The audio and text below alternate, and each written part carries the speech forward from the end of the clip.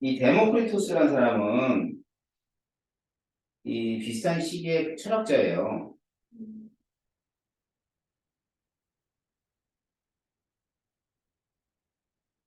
그래가지고 아토모스로 되어 있다. 이건 들어봤어요? 이것도 안 들어봤어요. 자, 이게 데모크리토스는 세상에 있는 모든 물질들은 아토모스로 되어 있다고 얘기한 사람이야. 그래서 이게 아가 뭐냐면 나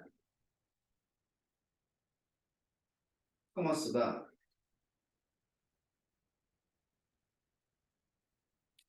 붙여서 읽어봐. divided. 영어 열심히 하지? 네. 열심히 해야 돼.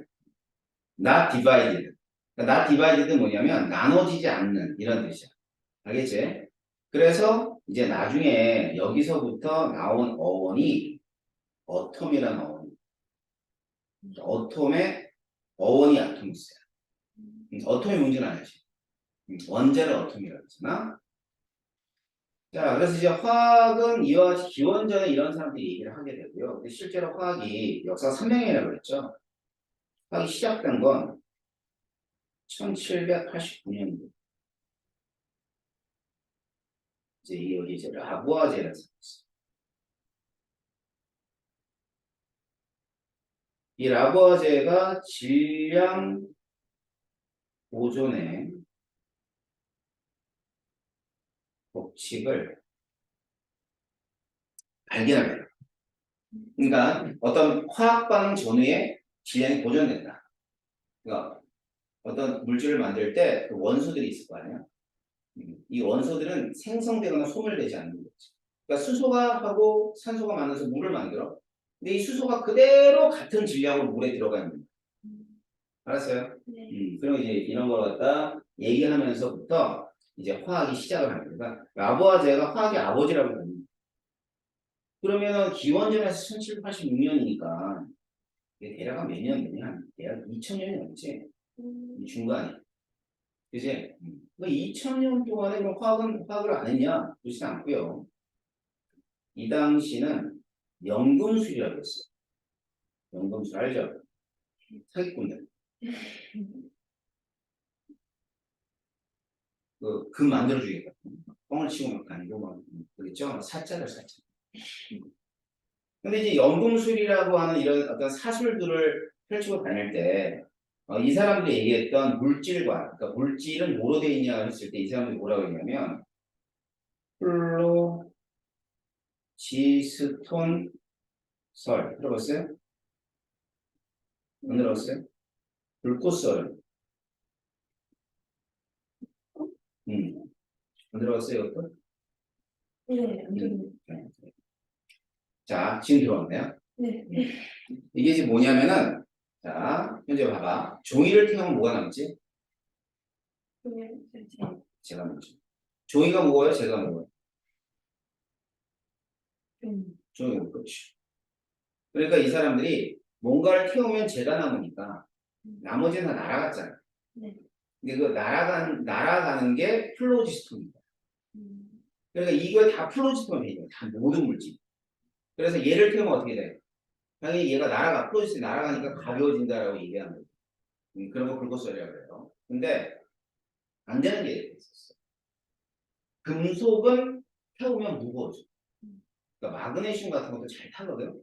마그네슘이 마그네슘 타면은 굉장히 밝은 빛을 내면서 타요. 그래가지고 이 마그네슘은 어디 쓰였냐면 그 프레시 있지. 사진기 할 때, 자 사진기 찍어요. 그러니까 마그네슘이었어. 근데 걔는 태우면 오히려 질량이 증가했더라. 그럼 말이 안 되잖아. 가벼워져야 되는 거야. 그래서 이 라부아제라는 이 할아버지가 뭐 했냐면 실험을 해요. 이게 은백색의 수은이에요. 은백색의 수은을 이렇게 돼요. 이게 붉은색이에요. 근데 이 붉은색을 계속 가열하면 다시 은백색이에요. 알았어요? 몇 번 변했죠? 네. 2번 변했어. 2번.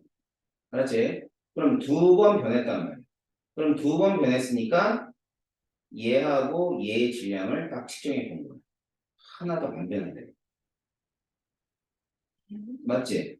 그지? 그러면 수은이라는 애가 반응을 분명히 2번을 했는데 결과적으로 맨 처음에 시작했던 수은이 질량이 똑같다는 얘기는 질량이 보존된다. 그지?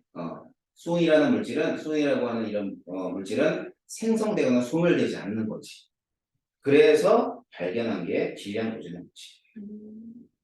알았지? 네. 그래서 이제 라보아제가 이제 이런 걸 얘기하게 되는 거죠. 근데 이때부터 이제 화학이 시작이다라고 보시면 돼요. 됐나요? 네. 자, 그러면서 이제 하나, 두 개씩 이제 원소들이 발견이 되는데, 그러면 우리가 이제 화학을 시작하기 이전에 이 물질들을 일단 구분을 좀 해보자. 여기 수많은 물질이 있잖아. 이 수많은 물질을 어떻게 나눌 수 있는가를 좀 살펴보도록 할게요.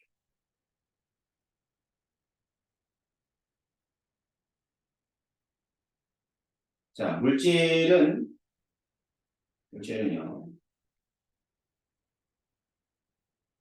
순물질하고 혼합물. 일단 크게 두 가지로 나누죠. 순수한 물질은 어떤 애냐면,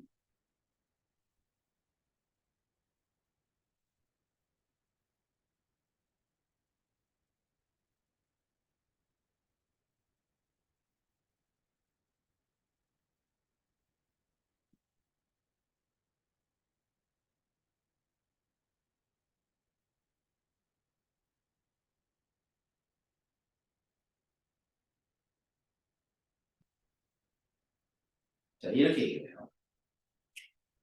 자, 수물질은 더 이상 분리할 수 없는 물질을 가리켜서 수물질이야. 됐어요? 더 이상 분리할 수가 없어. 그럼 혼합물은 뭐냐면 두 가지 이상의 순물질들이 혼합되어 있는 형태를 우리가 혼합물이라고. 알겠죠? 네.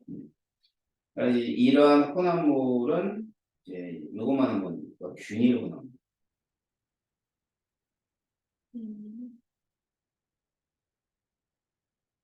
균일 혼합물은 이 비율이 일정한 거야. 혼합 비율이 일정한 거야.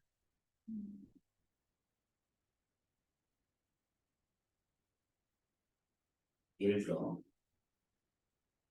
소금, 설탕 이런 애들이 혼합물이야. 알았지? 네. 그리고 이제 그 중에서 이제 이 소금물하고 설탕물 같은 경우는 맨 위에를 먹거나 맨 밑에 있는 소금물을 먹거나 짠 게 똑같은 거, 짠 정도가. 그러니까 비율이 일정하다 이 뜻이에요. 그래서 이런 그 균일 혼합물을 다른 말로는 뭐라 그러냐면요. 얘를 용액이라는 표현을 써요. 용액. 많이 들어봤던 거지. 네. 그치? 수용액, 알코올 수용액, 뭐 이런 것들. 이런 거 전부 다 균일 혼합물. 그럼 소금물, 뭐 설탕물 이런 애들 있잖아. 자, 얘를 갖다가 이렇게 순물질로 나눌 수가 있냐라는 건데 나눌 수가 있어요. 이 순물질로 나누는 걸 분리라고 합니다. 그걸 분리수거한다 하잖아. 그지? 얘도 마찬가지로 소금은 소금, 물은 물 따로 나누는 거죠. 알았죠? 그랬을 때 성질이 바뀌겠어요? 안 바뀌겠어요? 안 바뀌어요. 잘했어. 자, 이번에는 순물질. 자, 순물질을 또 두 개로 나누면요. 원소하고 그다음에 화합물로 나눠줍니다. 이 원소는 말이야. 앞에 호술 쓰고요. 뒤에 물질을 써요. 붙여볼까? 호돈소 물질. 알았지? 그래서 이 호돈소 물질은 더 이상 분해할 수 없는 수물질.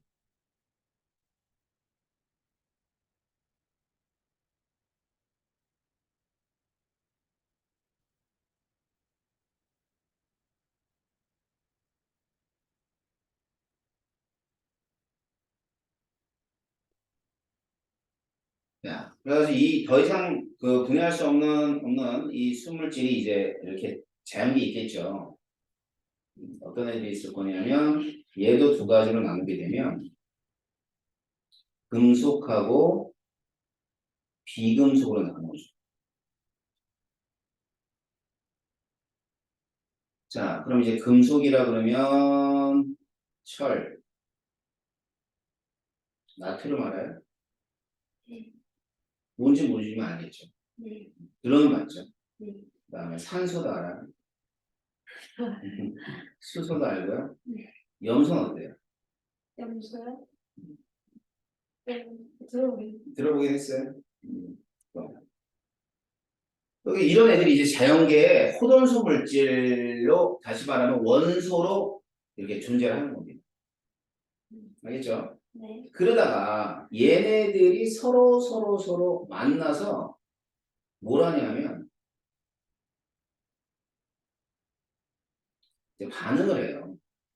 저렇게 이제 산화, 황합물.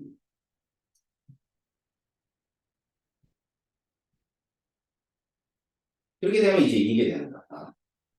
NaCl, H2. 이런 식. 앞에는 염화 나트륨이고 뒤에는 물이거든. 그러니까 얘는 이 화합물은 수물질은 맞아. 순수한 물질이야. 본연의 성질을 가지고 있는 그런 물질인데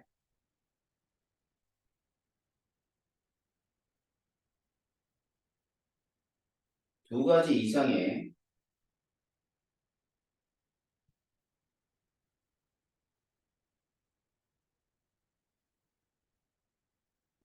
자, 두 가지 이상의 원소로 구성되어 있다. 알겠어요? 네. 두 가지 이상의 원소로 구성되어 있는 게 화합물이 됩니다.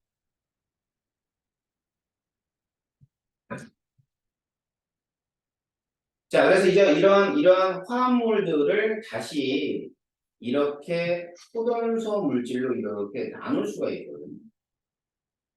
뜯어진단 말이야. 그러니까 물이 있으면 수소 따로 산소 따로 NaCl이 있으면 나트륨 따로 염소 따로 이런 식으로 나눌 수가 있는데 이런 걸 분해라고 그래요. 분해. 그러니까 분해와 분리의 차이점 알겠지? 그래서 요번 단어에 나오는 이 원소라고 하는 애는 그리고 호돈소 물질을 의미한다고 보시면 돼요. 알겠지? 호돈소 물질을 우리가 꼭 집어서 원소라고 하는 거예요. 됐나요? 네. 네. 자, 그래서 이게 봅시다. 자, 이런 원소들이 어떻게 만들어지는가는 이제 지구가 그 빅뱅 이론에서 배웁니다. 그러니까 원소가 이 세상이 이게 딱 시작했을 때 바로 나온 게 아니거든. 그러니까 이제 산소 바로 나온 게 아니야. 그다음에 철 이것도 바로 나온 게 아니라고. 그래서 이 원소들이 어떻게 생성이 되는가를 요 앞에서 배워요. 그럼 선생님이 해야 될 건 그 만들어진 이 원소들의 관계되어 있는 내용들을 좀 가르치는 거죠. 이게 이제 화학. 그래서 물질을 구성하는 가장 기본적인 애들이다. 이렇게 있고, 이게 원소예요, 원소. 그래서 화학적인 방법으로 더 이상 분해되지 않는 것들이 원소라고. 그래서 결국 이제 호전소 물질을 뜻하죠. 알겠죠? 네. 그런데 이 원소라는 얘기가 있는 반면에 원자라는 얘기가 있죠. 그죠? 네. 그래서 원소와 원자의 차이점을 좀 알려주고.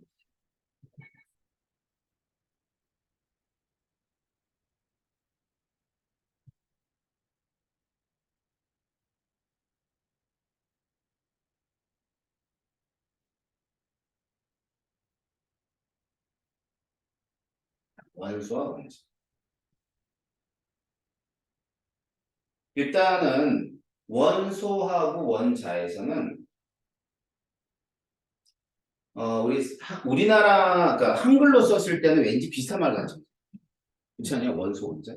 근데 영어로 완전히 달라. 아까 영어 원소가 뭐라 그랬지? 아니지. 엘레먼트였지. 그치. 원소는 엘레먼트. 이건 어텀. 그치? 근데 우리나라 말로 이렇게 옮기다 보니까 조금 비슷한 그런 뜻으로 보이지만 전혀 다릅니다. 일단 원소는 말이죠. 자연계에 존재하는 어떠한 화합물을 구성하는 성분이야, 성분.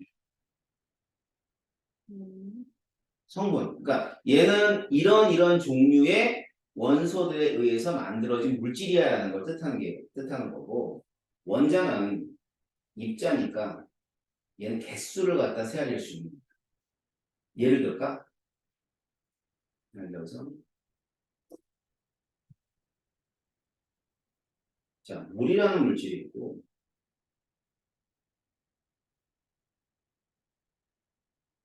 가산화수소라는 물질이 있어. 알겠지? 물과 가산화수소. 자, 그럼 물과 가산화수소가 있는데 이 물과 가산화수소는 서로 다른 물질 맞죠? 네. 그다음 이제 물은 마실 수 있지만 가산화수소 마시면 안 돼. 네. 그지? 이 가산화수소.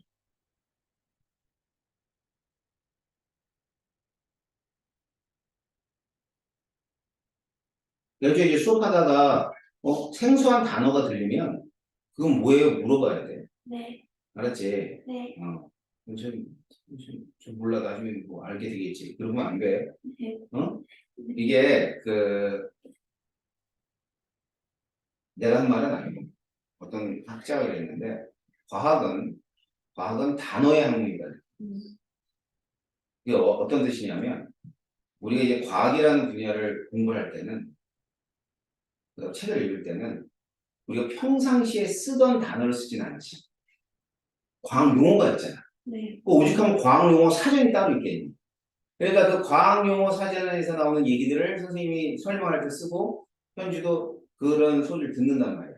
그런데 누구나 그 과학 용어 사전을 다 꿰고 있는 건 아니야. 그러다 보니까 생소한 단어 때문에 어떤 개념을 놓치는 경우는 없어야 돼요. 맞지? 자, 그래서 H2O 과산화수소예요. 서로 다른 물질이에요. 그렇다면 여기는 원소. 원소는 같을까요? 다를까요? 같죠? 그렇죠, 그렇죠, 그렇죠. 자, 수소. 수소가 이제 호동수 물질이 H2거든. 네. 얘하고 산소. 호동수 물질 O2거든. 알았지? 자, 그리고 수소와 산소로 되어 있어. 그러니까 뭐하다? 동일하다.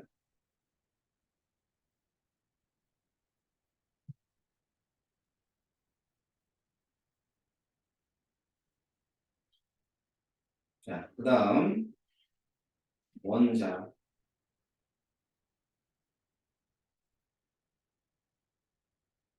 원자가 있어. 이 원자는 말이죠. 원자는 이제 물 같은 경우는 수소 원자가 두 개 있고 산소 원자가 한 개 있어. 그 다음에 가산수는 수소 원자가 두 개 있고 산소 원자가 한 개 있어. 알겠지? 네.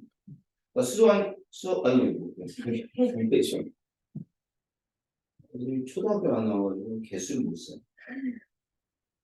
그래서 산소 원자 두 개, 수소 원자 두 개. 그런데 개수 다른데 말이야. 배열도 달라. 봐봐. 물은 수소 다음에 산소 붙었다가 수소 붙어. 과산수는 수소 다음에 산소 붙었 다음에 산소 붙어. 이렇게 돼 있어. 자, 배열은 다른 거지.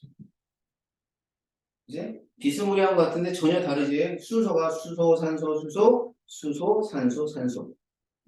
그러니까 서로 다른 성질을 나타내 주는 거야. 그러니까 이런 거지. 개수도 같고 배열도 같으면 같은 물질이에요. 알았어? 네. 자, 이랬을 때 얘를 원자라는 표현을 쓰는 거예요. 아셨어요? 네. 자, 그래서 이런 원소와 원자는 이런 차이점이 있습니다. 지금 우리가 보는 건 뭐야? 원자가 아니라 원소, 원소.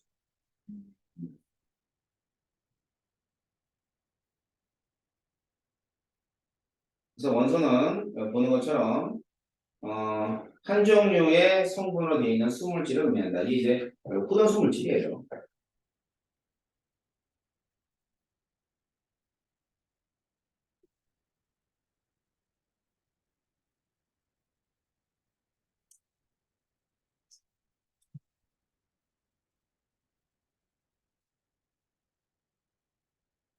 자, 그래서 이러한 원소들이 서로 만나서 화합물을 이루게 된다는 뜻입니다.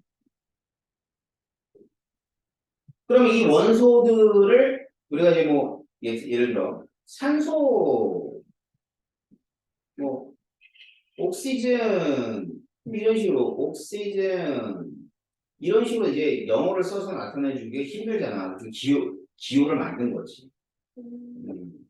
이게 원소 기호죠.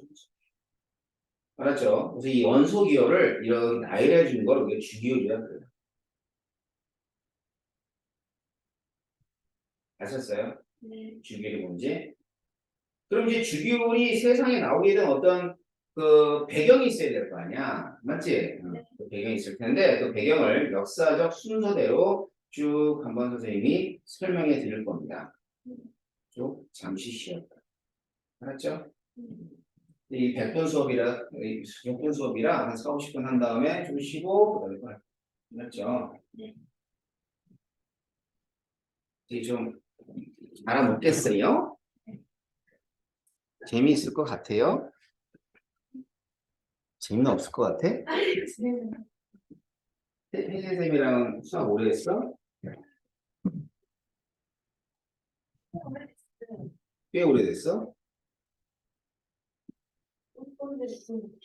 기억이 안 나? 초딩 때부터 했구나. 음. 근데 과금에 거의 안 했어?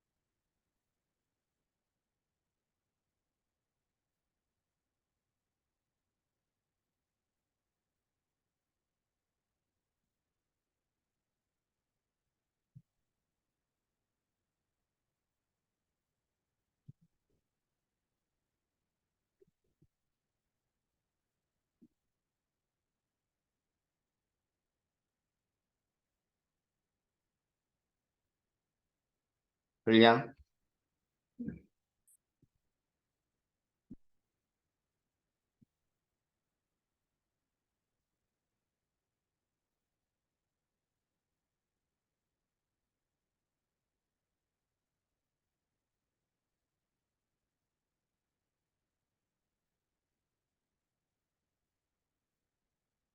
최첨단 강의실 정보지. 정말 첨단. 이 세상이 되게 좋아져서, 네, 응? 맞아요. 되게 좋아져서 이게 할 게 되게 많거든. 근데 선생님들이 잘 이용을 안 해요. 선생님이 이런 수업 방법을 왜 개발했냐면, 이제 다리가 부러졌어요. 한 3년 전. 근데 다리가 부러졌는데 수업을 하러 다녀야 될 거 아니야. 근데 이제 이걸 앉아서 수업을 해야 되는데, 그전엔 맨 칠판에다 서서 이제 수업만 하다가, 어떻게 할까 해가지고 이제 이 패드를 이용해서 수업하는 걸 이렇게 했는데, 어제 작년인가 선생님 광주 왔어. 음. 그래서 와서 보니까 선생님들이 많이 배우고 있더라고.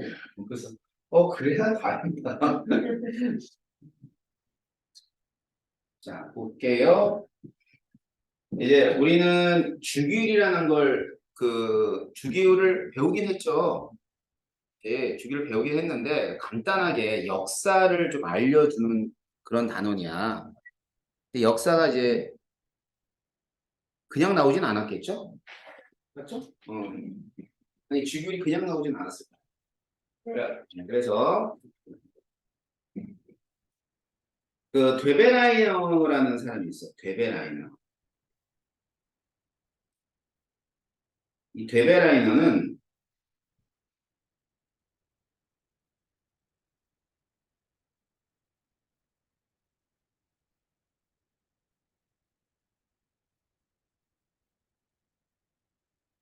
새쌍 원소설. 네, 이 새쌍 원소설을 얘기를 할 때, 이 되베라이너 새쌍 원소는 뭐냐면, 봐봐. 이게 칼슘이고, 스티론텐이고, 이게 바륨이야. 네. 그러면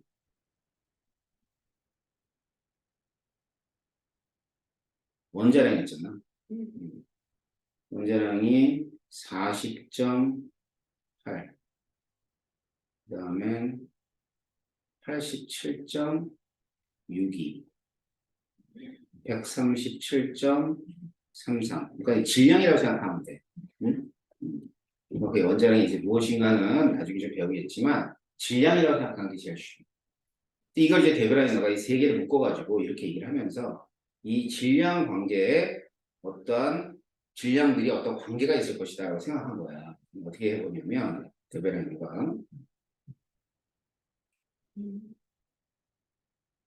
자 40.08 더하기 137.33을 한 다음에 얘를 이걸로 나누기 2를 해봤어.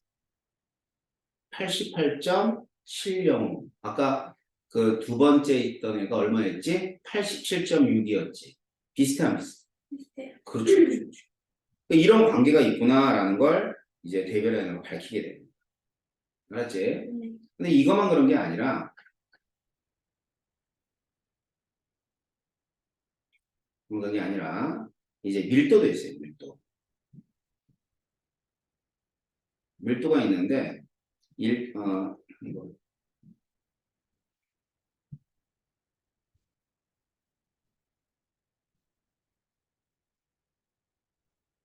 1.55, 그 다음에 2.630, 그 다음에 3.55 이렇게. 그럼 잘 보면은 첫 번째하고 세 번째를 더해서 절반 넣으면 2 정도 되겠지. 네. 그러니까 이런 또 어떤 성질들을 찾아낸 거야. 그래가지고 이제 이게 나중에는 이제 주일보상의 족 알지? 족 들어갔지? 족. 안 들어갔구나. 그거랑 비슷하게 되는데 그러니까 성질 비슷한 애들끼리 묶어놓은 거지. 알았죠? 그래서 뭐 이거만 그런 게 아니라 뭐 리튬, 나트륨, 칼륨 좀 원소 기호는 좀 이따 익숙해질 거예요. 그다음에 염소, 브로민, 아이오딘. 자, 이런 식으로 이제 세 개씩 묶어가지고 비슷한 성질을 나타내주는 그러한 원소들이 세상에 존재한다. 라는 걸 발견하고 베베라이너는 그 얘기를 이제 사람들을 하게 되는 거야. 그러다가 이런 사람이 나타나요. 뉴렌즈. 영어로 쓰면은 되게 웃긴 일입니다. 우리말로 표현 뭐냐? 뉴렌즈. 새 땅. 새로운 땅. 그러니까 그 서양이나 우리나라나 옛날에는 이름을 진짜 정말 성역게 지은 것 같아. 배똥이, 소똥이 막 이러고지. 이 사람 뉴렌즈. 새 땅이에요. 새 땅인데 이 새 땅 이 사람이 옥타브소를 발표를 해요. 발견된 원소들을 가지고 이렇게 한 거야. 도, 레, 미, 파, 솔, 라, 시. 자, 그래가지고 뭐 원소들 중 나이라는 거야.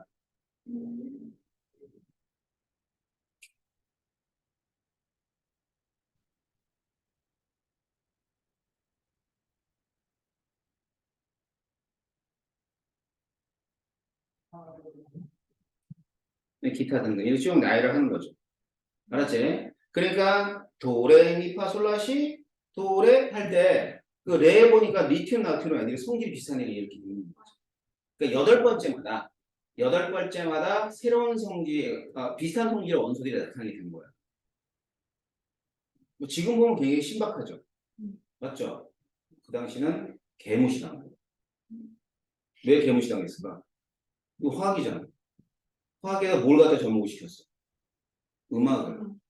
그럼 개무시를 해요. 그래서 그러니까 요즘은 막 융합된 걸 되게 대단하게 여기잖아. 그잖아. 그지? 막 미술하는 사람이 말이야. 뭐 전자기기 이용해가지고 막 하면은 뭐 대단하다 그러고 이러잖아. 그지? 근데 그 당시에는 이러한 화학에다가 얘를 갖다 접목시킨 건 굉장히 멸시받았던 일입니다. 지금과 다르죠. 지금 뭘 갖다 이렇게 접목해야 다 돈이 되나? 뭘 접목하면 돈이 될 것 같아요? 지금은요, 자연계 쪽에서 무조건 바이오예요. 봐봐, 생물학과라기보다는, 여기 생물학과도 있지만은, 다 생명공학부, 맞지? 생물화학부, 생물 다 들어가.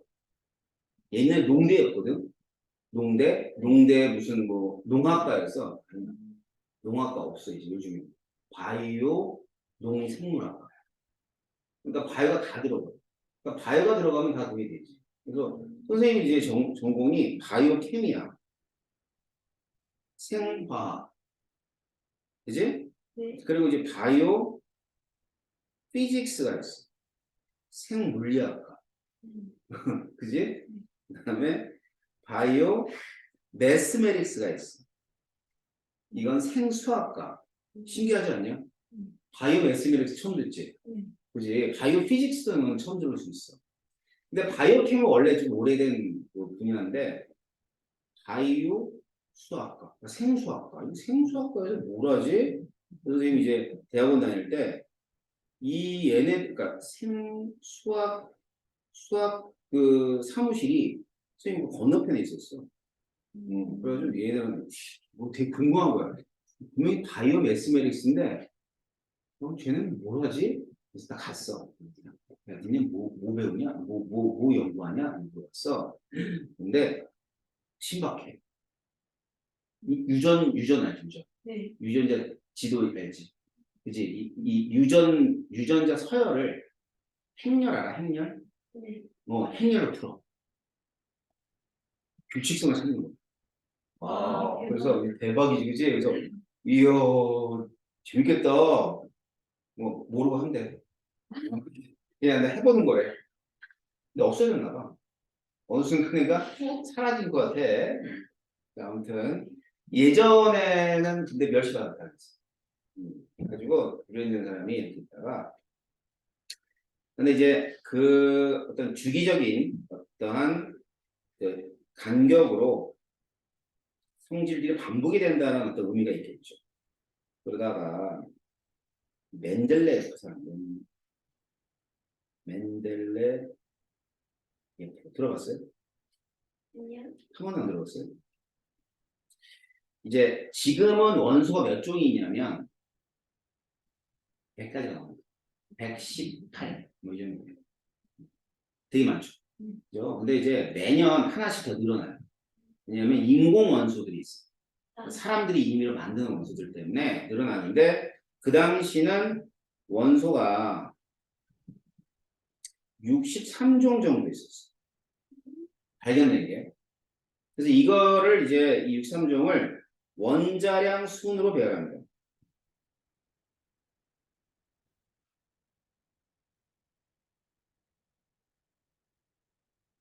배열을 해요. 뭐 그렇다 해. 뭐 뉴렌지도 원자량 순이었는데 뭐. 어? 근데 이 멘델레프의 주기율에서는 특이한 게 있어요. 빈칸을 냅둬요.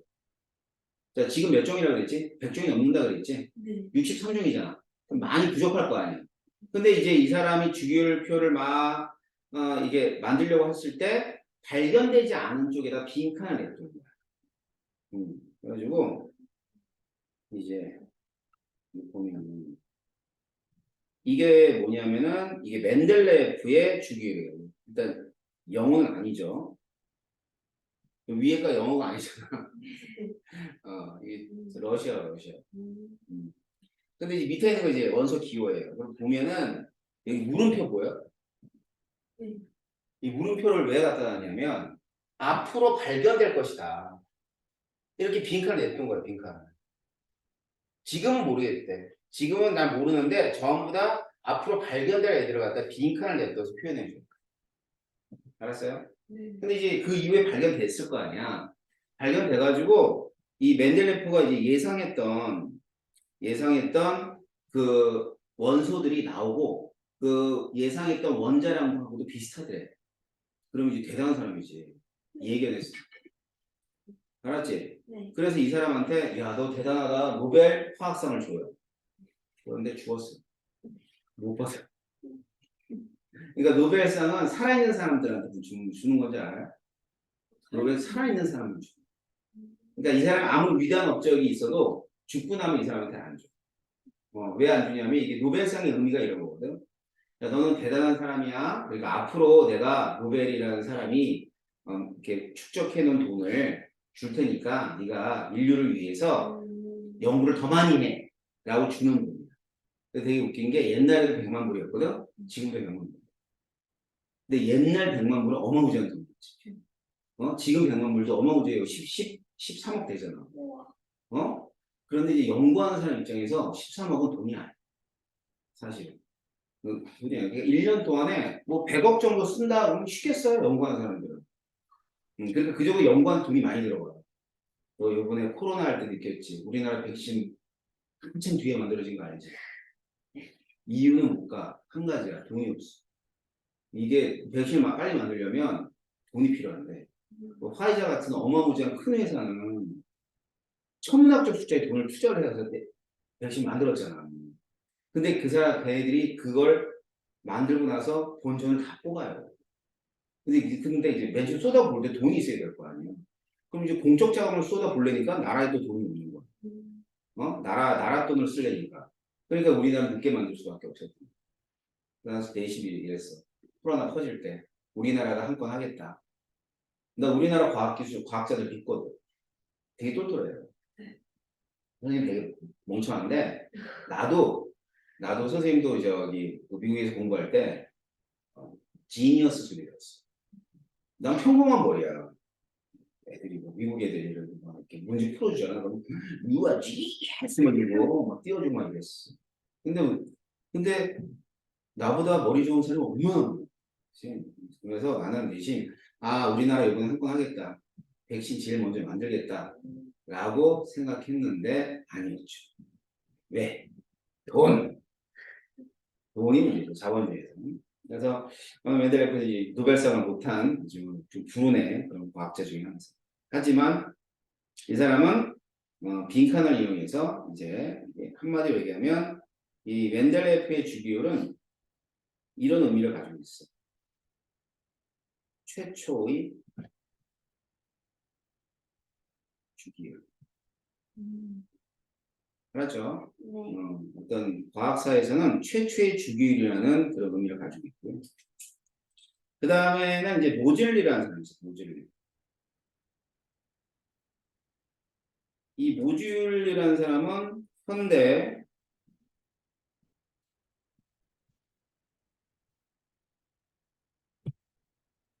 현대 주기율표를 만든 사람이에요. 알았지? 그래가지고 이 사람은 원자 번호 순으로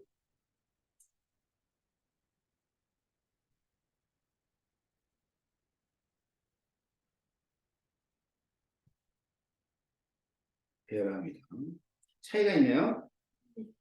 원자량이 아니라 원자 번호 수. 원자 번호가 의미하는 게 양성자 수라는 거 배웠어, 안 배웠어? 안 배웠어요? 이 원자 번호는 양성자 있잖아. 양성자는 들어봤지? 중성자. 안 들어봤어? 네. 그래. 원자 안에는 플러스 전기를 띠는 입자가 있어.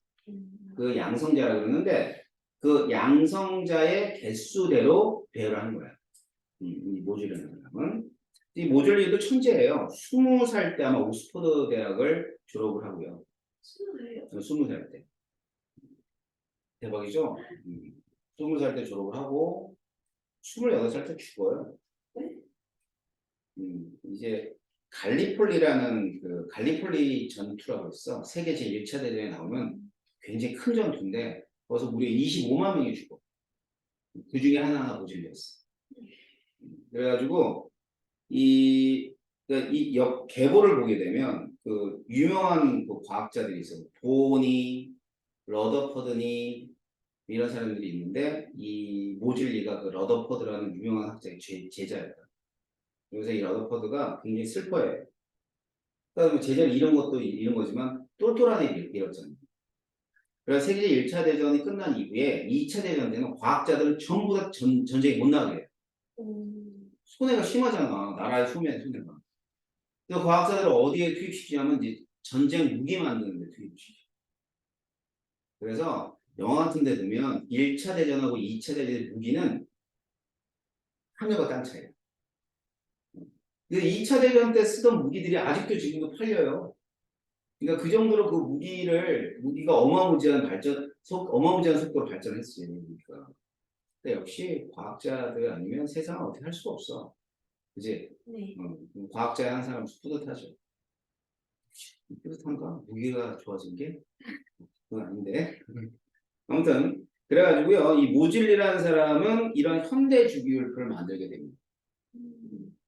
그래서 역사는 이와 같이 멘델레프의 주기율에서부터 모질리의 주기율까지. 그래서 이제 원소와 번호를 수행해서 보완하였다라고 되어 있는 거죠. 그렇게 만들어진 게 주기율이에요. 알았죠? 네. 자, 그럼 주기율 한번 볼까요? 주기율 봅시다. 이게 주기율이죠? 많이 봤죠? 네. 자, 먼저 족. 아. 가족할 때 그 족이야. 족. 족이 세로예요, 세로. 세로인데 여기가 1족. 여긴 2족. 그 다음에 여기는 3족이고 여기가 13족이잖아. 그죠? 네. 14, 15, 16 이렇게. 이게 족이에요. 얘들이 이제 의미하는 게 최외곽 전제. 최외곽 전자는 어떤 전자냐면 원자가 이렇게 있어. 원자가 동그래. 원자가 동그란데 맨 겉에 있는 전자, 맨 바깥에 있는 전자를 최외곽 전자. 근데 이 최외곽 전자의 비슷한 말이에요. 원자가 전자, 원자 가전자.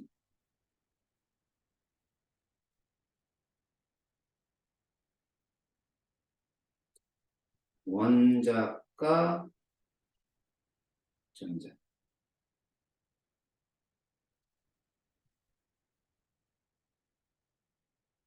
원자가 전자. 원자가 전자가 뭐에 해당하냐면 바로 그 원자가 전자는 물질의 성질을 결정해주는 전자라는 뜻이에요.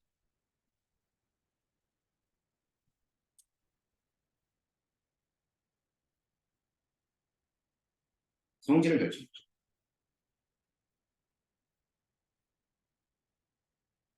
자, 그래서 원자가 전자와 최외곽 전자는 동일합니다.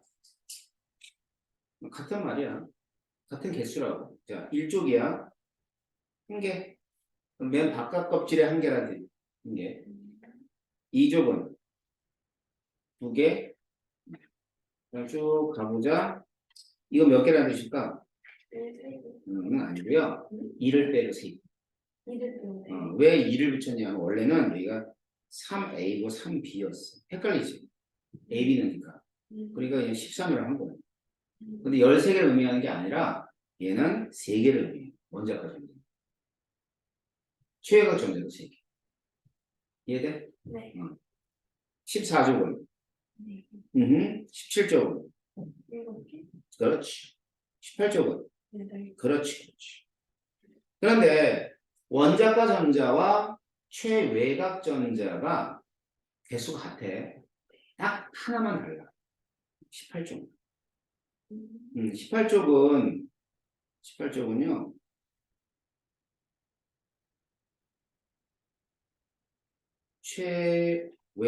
최외곽 전자는 8개고요. 그다음 원자과 전자는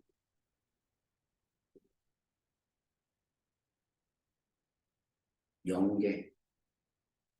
그래서 18쪽을 우리가 18쪽을 다른 말로 영족 기체라고 해요.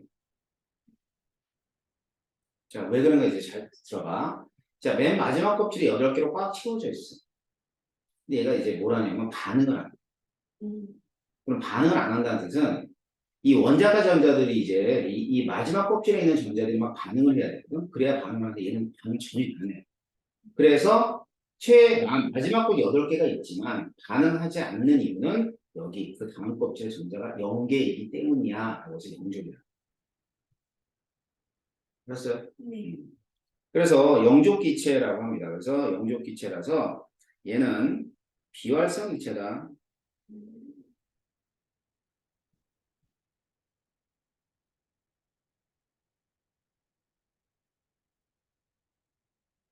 안정하다.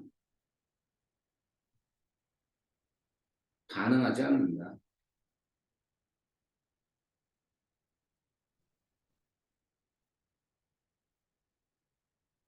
알겠죠? 네.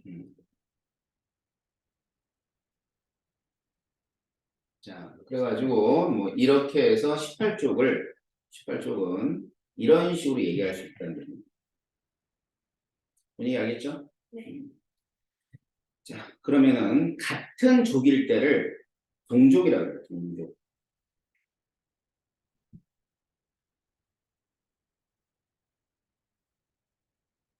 동족. 족이 같다? 동족을 영어로는 패밀리 알지? 가족. 빼내라. 패밀리. 발음이 이상하지. 패밀리를 우리가 이제 그러니까 패밀리는 가족이라는 의미가 있지만 여기 화학체에서 패밀리는 동족이야. 그러니까 똑같이 패밀리였어. 근데 그 패밀리가 있는데, 어? 그럼 패밀리가 있으면은 얘들은 뭐가 같아? 이 동족 원소들, 얘들은 일족이야. 그럼 뭐가 같아? 원자가 제일 같지. 성질 혈중이. 그러니까 동족 원소들은 뭐가 비슷하냐면 화학적 성질이 비슷해요. 화학적 성질이 비슷하다.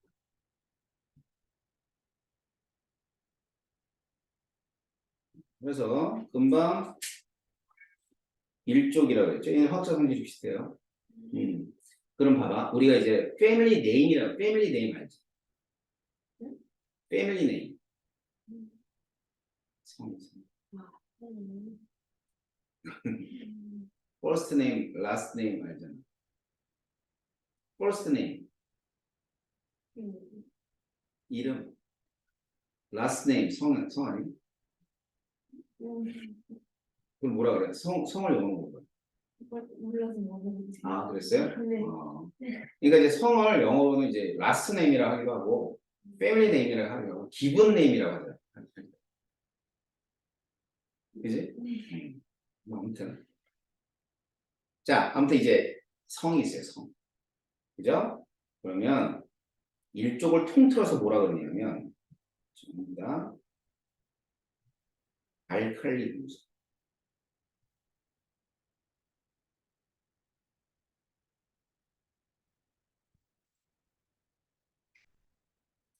알칼리 분수. 알칼리 많이 들어봤다, 그지? 그지? 알칼리는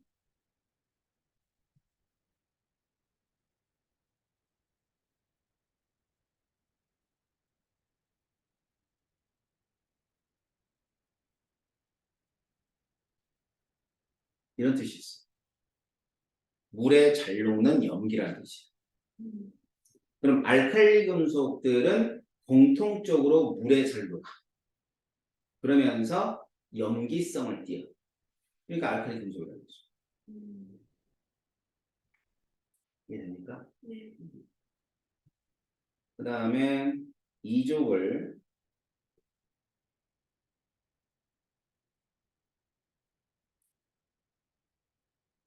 알칼리 토금속이라고. 토금속.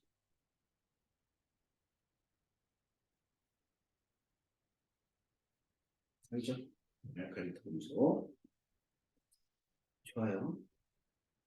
13족은 뭐라 그럴 것 같아? 모르겠지, 이제? 여기 앞에 있는 얘 가지고 얘기해. 궁소족. 궁소족. 이렇게. 그 다음에 여기는 탄소족. 그 다음 질소족, 산소족. 이렇게. 17족만 좀 다른 표현을 써. 17족은 할로젠 원소라고 합니다. 그러니까 이렇게 해서 이제 뭐 예를 들어 할로젠 원소가 말이야. 이렇게 하면 17족을 의미하는구나. 알칼리 금속은 뭐 어쩌고 하면 1족이구나. 이렇게 해서 알 수 있게 되는 거죠. 알겠죠? 네. 자, 그 다음 주기 한번 볼까요? 주기.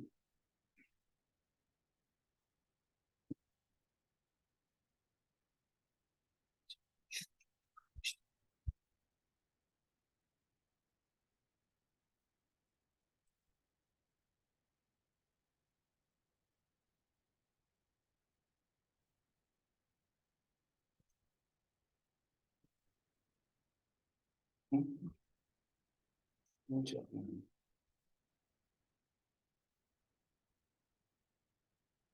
자, 주기는요.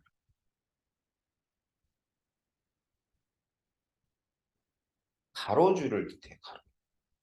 여기 보면 여기 1이라고 써 있지. 네. 1주기. 2라고 써 있지.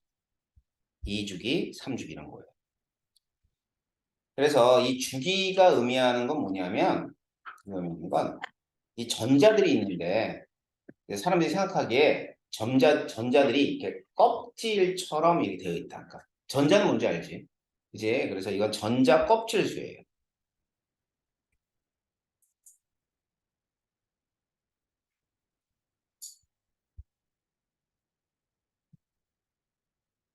그럼 봐봐요. 전자가 이제 껍질처럼 되어 있다고 이제 생각을 한 거예요, 사람들이. 그러면은 껍질이 하나 있을 때와 두 개 있을 때 차이가 나는 게 뭘까요? 껍질 하나짜리하고 껍질 두 개짜리가 있어. 아니, 응? 네. 음, 점점점 크기가 커져 작아져. 그렇죠. 알았죠? 그러니까 이런 건 원자의 반지름을 결정해 준다.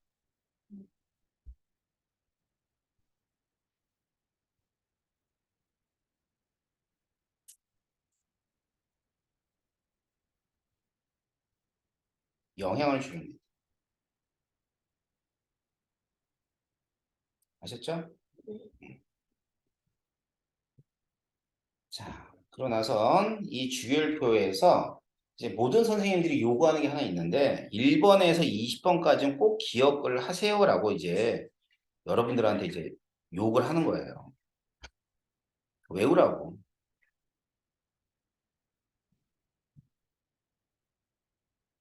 1번에서 20번까지야.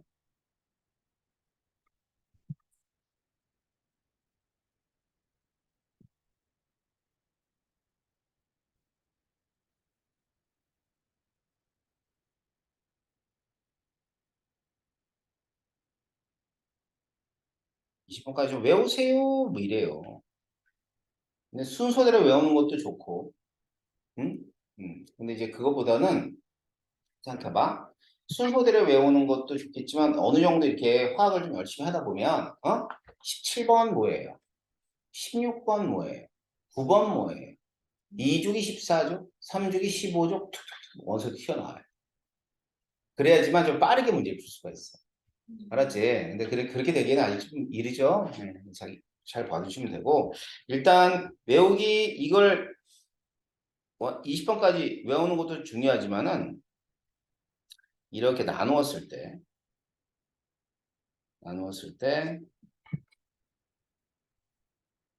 오른쪽은 비금속이고요.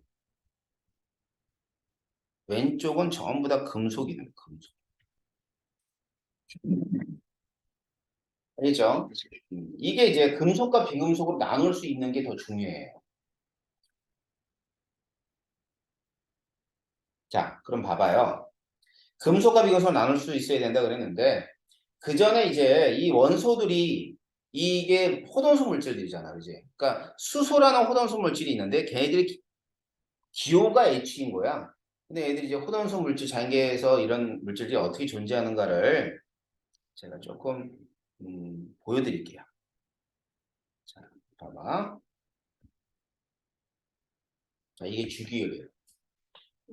뭐 멋지죠? 수소. 수소는 이제 왜 이렇게 했냐면 별을 구성하고 있는 게 수소거든. 근데 이게 보면은 별거 아니야. 기체로 되어 있다. 알았지? 또 헬륨, 풍선, 리튬. 리튬 뭐 이렇게 막 자르고 있죠. 이제 막 자르지. 왜냐하면 그만큼 금속인데 물러서 쉽게 쉽게 잘라져.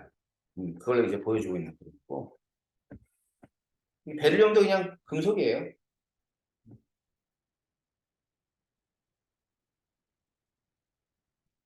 뭐 할게요. 붕소. 붕소는 옆에 그림 보면 알다시피 일단 고체 덩어리로 돼 있어요. 고체 덩어리. 여기. 옆에. 고체로 돼 있지? 그치? 그래서 이거는 불꽃놀이 할 때 초록색 불꽃 같은 거 나오잖아. 이게 붕소 같은 거. 알겠지? 탄소. 탄소는 이제 대표적인 게 그 다이아몬드죠, 다이아몬드. 음. 다음 들어갑니다. 뭐지? 질소. 뭐냐면은 액체 질소야, 지분체가. 그래서 이 액체 질소를 갖다가 이렇게 강물에다 떨어뜨리지. 그러면은 여기 막 이런 것들이 이제 이 액체 질소가 날아가면서 주변에 있는 수증기들을 이렇게 구름처럼 만드는 거야. 이게 온도가 굉장히 낮아. 그러니까 드라이아이스 알지? 드라이아이스 같은 거 물에 지면 막 볼고 끓어올라가는 끓어올라. 그렇듯이 질소들이 이렇게 이런 걸 만드는 거야. 근데 온도가 훨씬 낮아요. 마이너스 196도. 그래서 손 집어넣으면 손 바로 동상 오는 거예요. 산소. 지금 여기서 나오는 거 있잖아. 여기 빨대에서 나오는 게 이게 산소야. 산소를 왜 이런 걸 보여주냐면 산소는 순수한 산소는 굉장히 위험해. 그러니까 지금 이 교실이 있으면 교실에 산소의 농도가 높잖아. 조금만 불씨가 있어도 빵 터져. 왜냐면 산소가 타는 게 아니지. 근데 다른 애들을 잘 태우는 역할을 해줘. 그러니까 지금 얘랑 산소에다 갖다 대니까 이거 막 반응한 거야. 알겠지? 어, 담배인데 그래서 나오는 게 불속 이체. 불소 있지, 불소, F2. 어. 얘는 굉장히 반응을 잘해. 반응을 굉장히 잘해가지고 이런 데다 불소 이체 갖다 놓으면 애들이 다 반응해버리고 말아. 그러니까 이렇게 되거든요. 반응을 잘하죠. 금방 타죠. 네온. 네온산. 보이지, 네온산? 나트륨.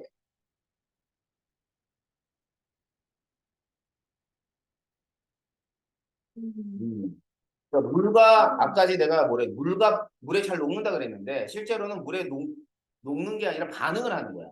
근데 그때 굉장히 격렬하게 반응하면서 열을 내요. 자, 무섭죠? 나트륨. 마그네슘도 굉장히 잘 탑니다. 근데 얘는 어떤 특성이 있냐면 그 빛을 어마무지하게 돼요. 지금 아까지 했던 게 마그네슘이거든. 마그네슘을 이렇게 뭐로 리본 같은 거로 만든 거야. 이건 지금 드라이아이스야. 드라이아이스에다가 사람 얼굴처럼 해가지고 거기다 마그네슘을 집어넣어요. 아까 했던 거 집어넣고 이제 불을 가해서 열을 가해서 태우는 거야. 근데 태운다기보다는 지금 이 마그네슘하고 이산화탄소가 반응을 하는 거야. 어때요? 굉장히 화나죠? 그래서 예전에 카메라 프레쉬 같은 거는 이 마그네슘을 이용해서 막을 태워버렸어요. 봤죠? 네. 그다음에 알루미늄 알죠? 알루미늄. 규소. 규소는 지금 이게 규소가 나온 게 아니라 유리야, 유리. 유리고 유리의 성분이 규소야. 인도 되게 재밌어요. 인은 이 조명 장치로 쓸 수가 있어. 봐봐. 인을 태워. 불꽃을 딱 갖다 대면 타죠. 굉장히 밝죠. 밝기가 어마무시해요. 인도. 그래서 인의 성분을 가지고 있는 애가 뭐 있냐면 성냥. 성냥이 인으로 돼 있어. 뭐. 염소 보세요. 자, 염소 보면은 지금 얘가 이제 뭐냐면 나트륨 같은 애, 나트륨. 나트륨 같은 애들이라 여기 이 염소가스거든요. 지금 밸브를 여는 게 좀 있어 보세요. 노란색 불꽃을 내면서 격렬하게 반응하죠. 그죠? 그러니까 얘는 불꽃색은 노란 색깔이야. 그건 나트륨 때문에 그런 거고 염소가 나트륨과 만나서 막 어마무지하게 반응을 하는 거죠. 근데 이 사람 마스크 썼지.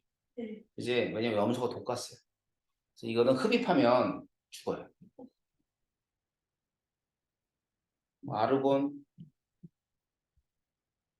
칼륨, 별거 없죠. 칼륨 또 잘 잘라지지. 뭐 그런 거 얘기해 주고 있는 거죠. 칼슘도 그냥 고체예요. 은백색 고체. 알겠지? 자, 이걸 이제 보여드리는 이유는 이제 어느 정도 원소들이 우리 주변에서 어떤 반응을 하는지를 조금 알고 있으면 좀 친숙해지는 거예요. 자, 그럼 봅시다. 자, 선생님 뭐가 중요하다 그랬냐면 마지막에 금속과 비금속이 굉장히 중요한 얘기라 그랬어요. 자, 그러면 금속의 성질, 그다음 비금속의 성질.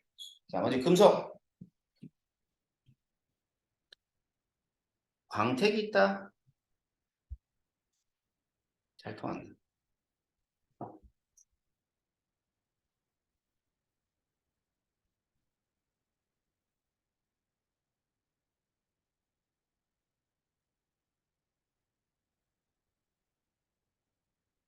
자, 고체든 액체든 전기 잘 통해요. 알겠죠? 다음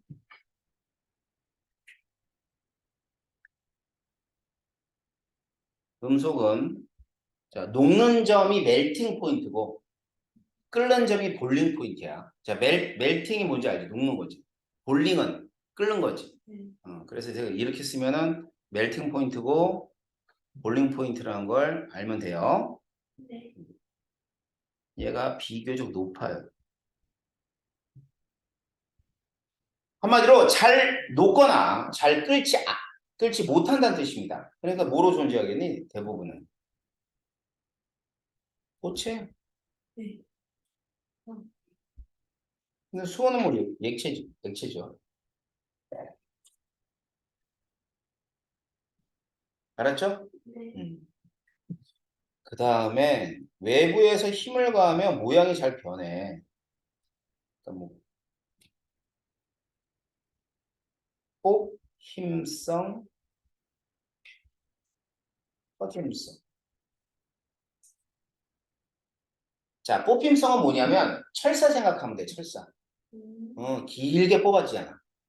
그 다음에 알루미늄 포일 어떠니? 얇게 펴지잖아. 그래서 이걸 퍼짐성이라고 해요. 자, 이런 성질을 가지고 있는 게 금속이고요. 그 다음에는 비금속. 이 비금속은 자, 일단 금속과 다르게 전혀 전기 전성이 없어.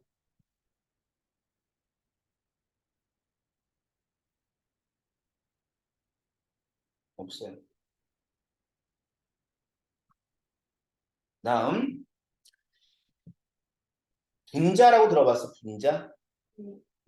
그래서 이제 이 비금속 원소는 분자성 물질이야. 예를 들어서 황 있어, 황. 황이 있거든? 네. 이것도 비금속이잖아, 황도. 이제, 근데 이제 이거 덩어리 봐봐, 이 덩어리. 황 덩어리. 황 덩어리 있잖아. 이 덩어리가 전부 다 분자들이 덩어리진 거야. 그래서 이런 애들 분자성 물질이라고 해요. 근데 이 분자성 물질은